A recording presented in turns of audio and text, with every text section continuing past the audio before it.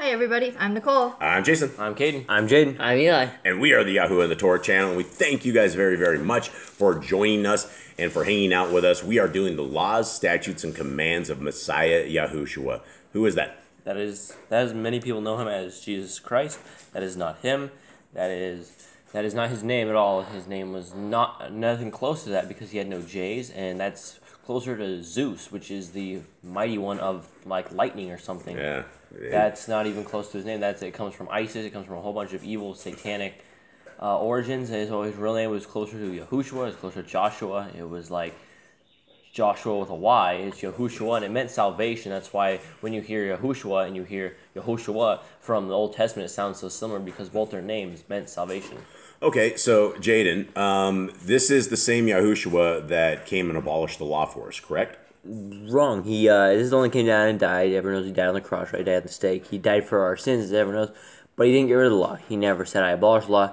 He came down so we had a repentance of sin, because he had the holy veil of the sacrifices. It ripped, and it was useless. It was no longer needed, because you would use sacrifice behind that veil. But since it ripped, we no longer needed to do sacrifice. He became the ultimate sacrifice, so we had true freedom of sin and a way into everlasting life. Eli, the laws, it said in Matthew, it says they're fulfilled, which means they're done away with, right? No, it means that he did not come to destroy the Torah or the prophets. He did not come to destroy. He came to fulfill them. He came to complete them. He came to fix where the people were doing wrong. He came to tell them to keep the Torah and stop. Right, fulfilled. That to me means done, right? So I mean, he basically said the laws are no more. No, he said it means completed. Oh, completed. Why wouldn't the laws of our Creator be gone, Jaden? Because they're for all generations, they're for till the heaven and earth pass away, and we're still on earth. Well, are you guys trying to tell me that there's not going to be like one period or one comma or one It says quote? not so, that nothing of the Torah, not one jot or one tittle will ever pass away until heaven and earth are gone. Tell me some of the blessings, Caden, you get from keeping the laws, statutes, and commands of our Creator. Well, we're not sick all the time from eating the sick food that we're not supposed to eat. We are not going out and getting into lots of trouble because we know the Torah says don't do certain things, and we're not going to put our lives in danger like that. Do you find this, Jade, as a blessing or a curse, or harder or easier to keep the law, statutes, and commands of our Creator? I see it as a blessing because we know Yahuwah is with us, Yahuwah helps us, and we have seen him help us before. We have seen miracles he has done in our lives. All right, well, I'm almost convinced, but Eli, aren't you sure that these laws, statutes, and commands, aren't they for the old people of God who are Moses' people? I mean, we're not hanging with these tribes anymore, Eli. We are Yisrael. If we keep the Torah, we are Yisrael. Does that mean you're a Jew? No, we are Yisrael. We are Hebrews. You're Hebrews, but doesn't that make you a Jew? No. No, why not? Because Jews were only one tribe of Yisrael.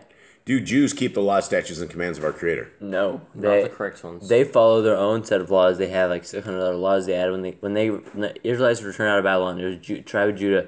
They ended up with a whole bunch of other laws and Babylonian traditions, and they had their own laws. Okay, so you're saying that being a Jew is the same as being a Mormon, Yes. and the same as being a Catholic? I would say They're all different. They're all different. I would Have their own say- different rules, but yes, it's all Satanism. Yes. It's different than the Mormons and Catholics, but it's still not following Yahuwah. So yes, it's still evil. It's all same evil. Beautiful. Thank you, gentlemen. I appreciate that clarification. Today is a new month, everyone. Drum roll. Yay! We forgot the blowing the shofar yesterday. Can we get a reverse drum roll? Can we do it from the bottom of the table? There, that's not. Yeah, the same. That's it. Almost sounds the same. Yeah. So we didn't blow the shofar. We forgot to inform people to blow the shofar. Last night was a new moon, and so we are on month 11 of our Creator's calendar. It is the first day of his week, or the first day of his month. It is the second day of the week. It is the 23rd day on the Satanic Babylonian calendar. Miss Nicole, did you get this calendar right this time? I hope so. You hope so? How will we know if it is or right? If the moon doesn't come up when it's supposed to? Or when it doesn't? We don't have the new moon on. If we have nothing? Okay. Before we get going into this, guys, I want to remind folks, until this is said and done, there is a group of a fake charity called the Hallelujah Scriptures. And this fake charity called the Hallelujah Scriptures says they've been helping orphans, widows, and lepers for years and years and years. They say that they've been giving away free Bibles. Recently has been exposed there are no orphans, widows, and lepers. They have not given away free Bibles. Everything they have is completely for sale. And so we have two families that had just spent 3 months working there for literally for free. They had very, very little income from there, and they were homeless before this. They were living in a tent down by the river at a place called the Parable of the Vineyard Campground, I believe is what it was called. The Hallelujah Scriptures bought a house on stolen funds for $235,000 in September of 2022. And they moved this family into them, and the family has been working there since and has basically worked in there for 3 months. And the family was doing very, very great work, and they were doing a very great ministry. And in fact, what the Hallelujah Scriptures wasn't doing is sending out Bibles to prisoners. And they found a stack of prisoner letters that the Hallelujah Scriptures basically, in fact, one guy had sent in his stamps. And for anybody who's ever been through prison, the stamps are a commodity. It's cash. This gentleman who was in prison sent in his stamps requesting a Bible. They kept the stamps. They found the stamps in this pile. And for the last 3 months, they have been writing back to these prisoners, getting these Bibles out, doing what the Hallelujah Scriptures has never, ever done before. Now, yesterday and the day before, they were kicked out to the curb. One of the families was extracted out of there. We got them out. Not we, the hand of Yah, got them out, and they were able to go to safety. The second family is still there, and they are in danger right now, and they only have until, what's the date before they're kicked out fully? The 16th, I think, is the day that they're kicked out. So 16th of February is this 5-person family loses any hope of any kind of shelter at all. And, the actions of the Hallelujah Scriptures are very, very vile and very, very evil. What we are trying to do, one of the families needs a little school bus. They cost around $4,500, and they take the seats out, and they live in these things. They call them schoolies, and this family desperately needs help. Both of these families desperately need help. And if you guys can help them, I will leave the GoFundMe link at the bottom, at the very top of the description on this. Guys, these families are worth the help. It doesn't matter if it's 50 cents. It doesn't matter if it's $1. It matters that it'll add up and that we will make a stand for righteousness, for holiness, and for what Yah's people are all about.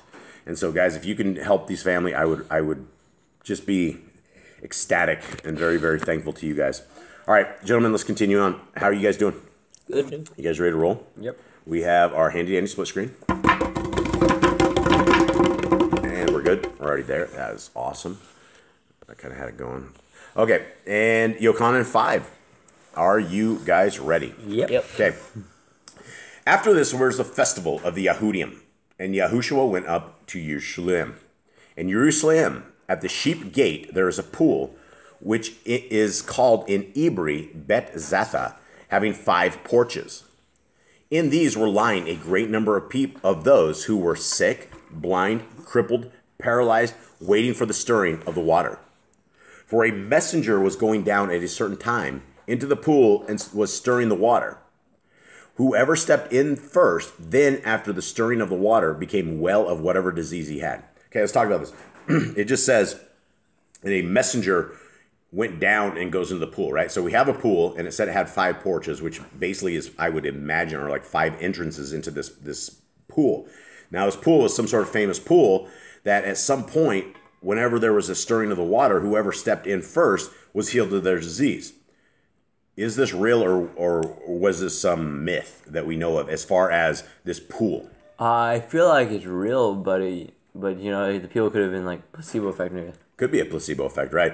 It's interesting, though. It says, I guess in the Sefer, it says, for an angel went down at a certain season into the pool and troubled the water.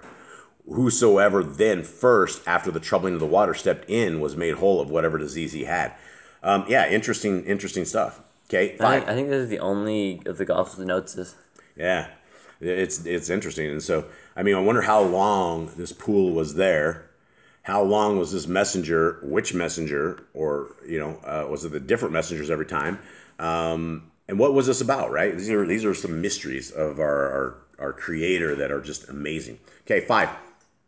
And a certain man was there who had a sickness 38 years. And when Yahushua saw him lying there, and knowing that he already had been a long time, he said to him, "Do you want to become well?" The sick man answered him, "Adonai, I have no man to put me into the pool when the water is stirred. But while I am coming, another steps down before me." Okay, So this guy was sitting here, before I go into the next thing, this guy was sitting there. This is like a long time thing, right? Right. And he was crippled enough to where he could not get in the water. And basically, whenever they saw the water stirred, people probably just rushed to this thing. And whoever, this is going to be an interesting story, interesting setup here. Okay. 8. Yahushua said to him, "Rise, take up your bed and walk." And immediately the man became well, and he took up his bed and was walking. Now it was the Sabbath on that day. The Yahudim therefore said to him, who had been healed, "It is the Sabbath. It is not right for you to take up the bed." Okay. Do we have any Torah commandments that say we wouldn't take up our bed if we were homeless, or we wouldn't move our bed around? Is this breaking the Torah of Yah if we were homeless and we lift our bed to another alley? No, this is more of the burdens that Yahushua talks about. They add on to the people, more of the extra laws that weren't necessary. I would say if the son of Elohim tells you to take your bed and walk, you take your bed and walk. Yeah, absolutely. All right, 11. He answered them, "He who made me well said to me, 'Take up your bed and walk.' Therefore they asked him, 'Who is the man who said to you, take up your bed and walk?' But the one who was healed did not know who it was, for Yahushua had moved away, a crowd being in that place." I always find the movements of Messiah fascinating, right? He was able to move in and out. These people were trying to very get fast him. and they can't find him. Yeah, he's has some kind of abilities to where he's able to sneak in and around without these people getting hands on him. 14. Afterward, Yahushua found him in the Mikdash and said to him, "See, you have been made well. Sin no more, so that no worse befalls you." Okay, do you think this guy was crippled because of his sin? It kind of sounds like it. It does sound like it, but I think he's just saying, turn to Yah, I think, more than anything. Yeah, I don't know, because we've talked about this before, and there's some people that have been made sick simply so that the miracle of Yah could be shown. And we've also said, the disciples asked him before, who sinned, his parents or the guy that was blind? And Messiah said neither of them were sinners on this. So I think that the example is, now this guy is made well. Don't go sinning. Don't go evil. Don't take the greatness that our Creator has done and the healing that Messiah has given to you, and don't fall into sin. So I don't know. Okay, 15. The man went away and told the Yahudim that it was Yahushua who made him well. And because of this, the Yahudim persecuted Yahushua and were seeking to kill him because he was doing these on a Shabbat. But Yahushua answered them, "My Father works until now, and I work." Okay, not till now. "My Father works until now." I guess it is. "And I work." Okay, what does he mean until now? My Father works until now. I think he's even working right now. I think is what he's trying to say. Yeah, and in the sever it says, "My Father works hitherto, and I work." In mine, in the Amplified in parentheses, it says he has never ceased working. He is still working. Yeah, and that's the thing is I think everybody except Yah and the messengers and Yahushua get a break, right? I think this was made for all of us, but unfortunately, when you're the creator of the universe, there's still bad things that are happening. You got to deal with it. So, okay, 18. Because of this, then the Yahudim were seeking all the more to kill him, because not only was he breaking the Shabbat, but he also called Elohim his own father, making himself equal with Elohim. Now, did he make himself equal to Elohim, calling him his father? I don't think so. I think when you say someone's your dad or your father, I mean, they're always going to be above you because they're your parents. Yeah, anytime that you guys have ever called me dad, I've never thought that you were making yourself equal to me or any of that. And so this is a weird thing. And so, guys, the entire Trinity thing is a bust. The Father is his own being, the Son is his own being, and the Ruach HaKodesh is the power of the Father.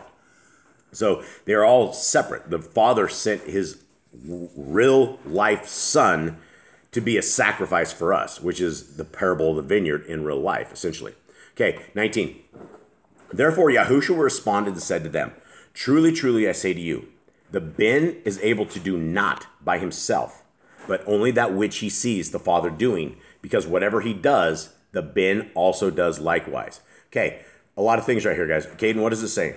He's saying that Who's the Ben? What is the The Ben? Ben means the Son. Right, okay. So basically saying, the Son can only do what he sees the Father do, what the Father has taught him, is what he's saying. That he sees his Father doing great things, he's going to do those great things. He's going to follow in his steps and do those things. Or he sees his Father saying, this is how you should obey my laws, statutes, and commands, and that is what he does as well, because that is what his Father said, right? And so Messiah Yahushua did not have another doctrine outside of the Torah. The Torah is always what it's about. 20. For the Father loves the Ben, and shows him all that he himself does. And greater works than these he is going to show him in order that you marvel. And again, this is a Trinity buster. Because if Messiah Yahushua and the Father and the Ruach HaKodesh were all the same individual, then Messiah right here is a liar. Because he says, for the Father loves the Son and shows him all that he himself does. Either he's schizophrenic and a schizo and thinks that he and himself and everybody else is the same people, and it's not. That's a problem, right? And our Creator is not like that. He's not schizo. He does not have mental issues.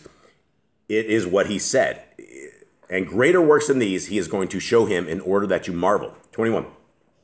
For as the Father raises the dead and makes alive, even so the Ben makes alive whom he wants. And again, he differentiates himself from his Father. He's not the same. He says, for my Father, for as the Father raises the dead, he's like, even so, I, the Son, I can make alive whom I want, right? These are two separate individuals. Okay, 22. For the Father judges no one, but has given all judgments to the Ben, that all should value the Ben even as they value the Father. He who does not value the Ben does not value the Father who sent him. Again, this is what it's saying. He who does not value the Son does not value the Father, right? Two separate individuals. 24. Truly, truly, I say to you, he who hears my word and believes in him who sent me possesses everlasting Kai, and does not come into judgment, but has passed from death into life, into Kai. And so, does this mean we won't be judged, gentlemen? No. No. But we won't be judged as We'll be condemned. We will be condemned. We will have to go through it. We will have to account for every bad thing that we said. 25. Truly, truly, I say to you, the hour is coming, and now is, when the dead shall hear the voice of the Ben of Elohim, and those having heard shall live. Okay, this is something interesting, right? This talks about the dead, right? The dead will hear the voice of the Son of Elohim, and those having heard shall live. This gives you a little bit of hope for people that have never heard of Messiah, right? I mean, if somebody dies and never heard of Messiah Yahushua, it says right here, the dead are going to hear the voice of the Son of Yah, and those having heard shall live. So it seems like even in your death, if you had not heard about Messiah Yahushua, or let's say, for instance, all of the people from Genesis to Malachi, right, who had never seen or met the Messiah, those guys will have this shot, and they will understand that the Son is the one. 26. For as the Father possesses Kai in himself, so he gave also to the Ben to possess Kai in himself, right? Again, two separate entities, right? The Father possesses life in himself. He gave the Son life to possess in himself. 27. And he has given him, again, Elohim Yahuwah gave Messiah Yahushua all authority also to do judgment, because he is the Ben of Adam. He is the son of Adam, right? And so this is Messiah. 28. Do not marvel at this, because the hour is coming in which all those in the tombs shall hear his voice, and shall come forth. Those who have done good to the resurrection of Kai, and those who have practiced evil to a resurrection of judgment. Now, we know that from what we're reading here, that those prior that died will have an opportunity to hear the voice of Messiah Yahushua.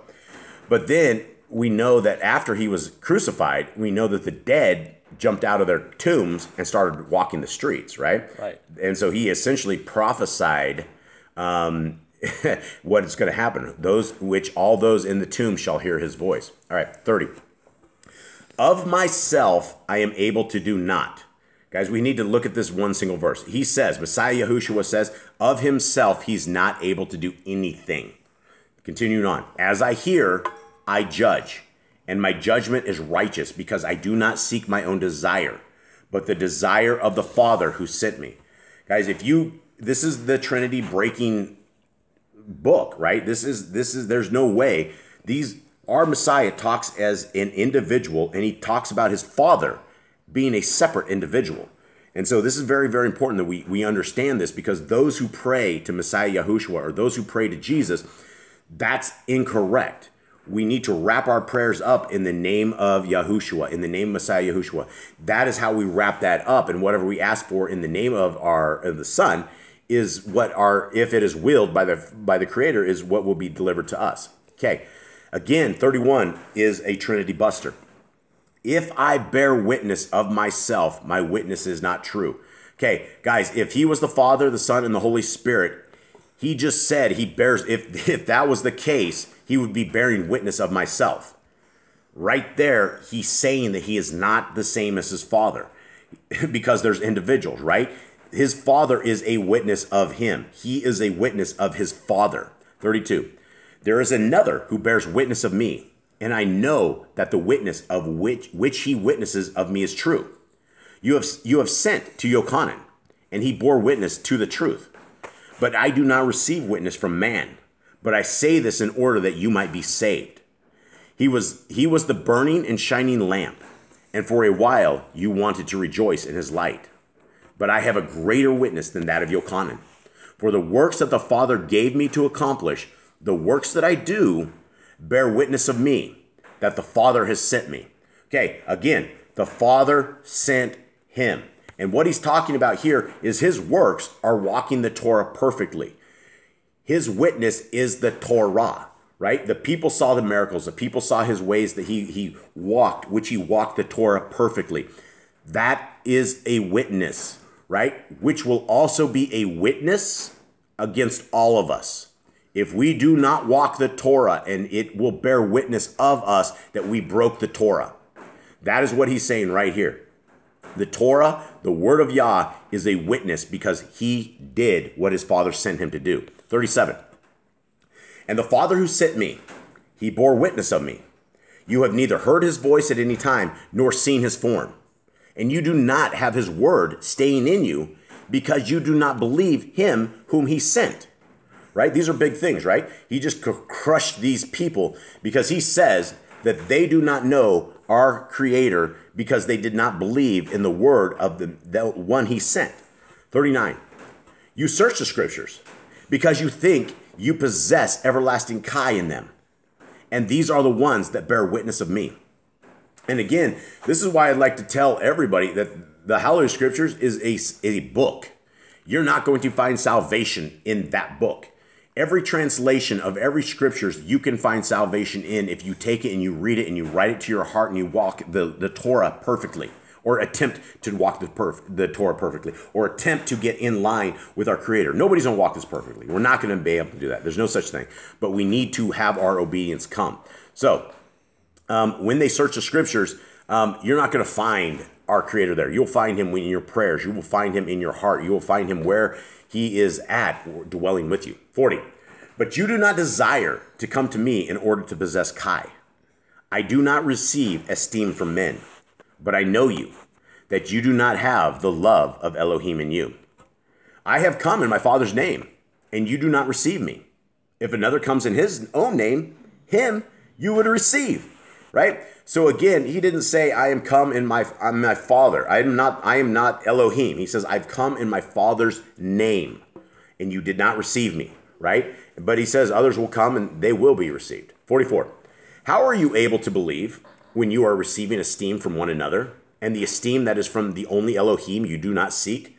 Guys, what does he say right this? He says he seeks honor from men. They seek honor from people instead of seeking honor from Yahuwah. They do everything in front of men instead of in front of Yahuwah. How would we get honor from Yahuwah? So he talked about in other chapters of the Gospels by doing things in secret, by doing it, praying in your closet, right? Don't go out of the corners and like try to look good in front of men. You don't want to like boast yourself up in front of men. You want to boast yourself before Yahuwah, and that's it. You don't want the world to see what you do. You want Yahuwah to be the one who sees. Is bringing honor to Yahuwah keeping his laws, statutes, and commands? Absolutely. Absolutely, yeah. Okay, 45. Do not think that I shall accuse you to the Father. there's one who accuses you, Moshe, in whom you have put your expectation. For if you believed Moshe, you would have believed me, since he wrote about me. But if you do not believe his writings, how should you believe my words? I bet the Pharisees are so mad after that. Well, absolutely, right? He's pounding these guys into the sand, this is the truth, and I believe everything in the Besorah, the good news. I believe all of this. I believe our Messiah lives. I believe our King is going to come and rescue us, whether it's in my lifetime or the next lifetime or years to come. I don't know, but I do know that he reigns. I do know the Torah is perfect in everything. And the word of our Creator is why we are here right now and why we are trying to encourage everybody out there to seek the Torah. Seek the way. You're not going to find it in a 501c3 church. You're not going to find it listening to audio podcasts. You're not going to find it listening to anything. You're going to find it by seeking our Creator. When you are seeking Him, you will find the secrets of the Shamayim. You will find the secrets that lie within the Torah. And that is being obedient to our Creator. And there's no other better way to live. It will bring you blessings beyond blessings, and you will have the supernatural protection all around you. That doesn't mean you're not going to get hurt. It means that you will have supernatural protection, and you have the ears of our Creator when you need it. And that's very, very important. So guys, please seek the Creator, seek His word, seek the Torah today, and call upon the name of Messiah Yahushua, that we are able to see each other one day, that we are able to high five and run this kingdom road together and get out of this wickedness of this crazy world where the people are just so evil and vile anymore. It's just become a cesspool. So with that, everybody, we will say goodbye. We will say hopefully you have a great day, and we love you. All right. Shalom. Shalom.